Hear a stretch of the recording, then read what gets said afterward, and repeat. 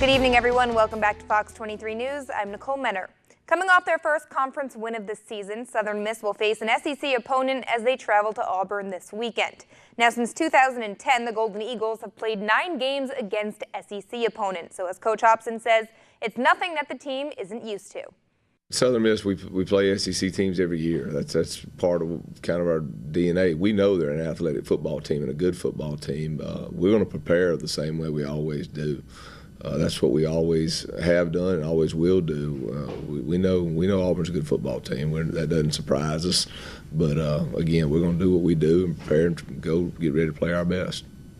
Mississippi State football coming off their first loss of the season, but there's no time to dwell on the past with former head coach Dan Mullen and Florida on the schedule this weekend. On Monday, Coach Joe Moorhead answered questions about the Bulldogs' need to not play with too much emotion this weekend, going up against their old head ball coach.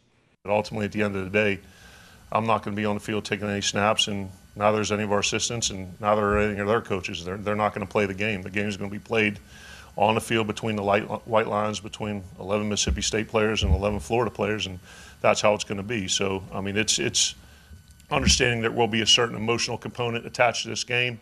You know, people use different things for motivation, and that's not for me to tell them what to use for their individual motivation. You know, understand that that's going to be part of it, but still not allow that to, as I mentioned, to distract them. But I know it's not going to have a bearing or a factor in the outcome of the game once the ball gets kicked off. A former Southern Miss Golden Eagle has joined the Tennessee Titans. 7-year quarterback vet Austin Davis signed to the team as they continue to struggle with their quarterback situation. Lead man Marcus Mariota continuing to struggle with an elbow injury, while backup quarterback Blaine Gabbert was forced to leave Sunday's game to enter concussion protocol. Davis spent last season as Russell Wilson's backup in Seattle, and he's also spent time with the Rams, Dolphins, Browns, and Broncos. He's played in 16 career games, completing 236 of 378 passes with 13 touchdowns and 12 interceptions. Sunday's PGA Championship win is old news now, and Tiger Woods is in France preparing to represent the United States in the Ryder Cup against the team from Europe. Tiger talked a bit today about Team USA's struggles across the pond. Not having won as a player since 1999 is something that, you know, hopefully we can change. And we haven't won as a U.S. squad here in 25 years on foreign soil. So, you know, hopefully that will change this week as well. The first 2 days of competition feature 4-ball and foursome matches, order of play determined by each team's captain. The third day is made up of 12 singles matches.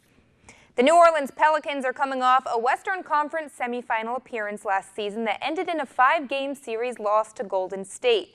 The Warriors lost DeMarcus Cousins and Rajon Rondo to free agency, but added Julius Randle and Jahlil Okafor. The Pelicans lost them to free agency, So the big men talking about their expectations heading into the season at Monday's Media Day. I'm very excited. Like our squad, you know, adding Julius and Elford. It's definitely going to be fun. You know, got a good look at our team during, you know, some of the off-season workouts we had.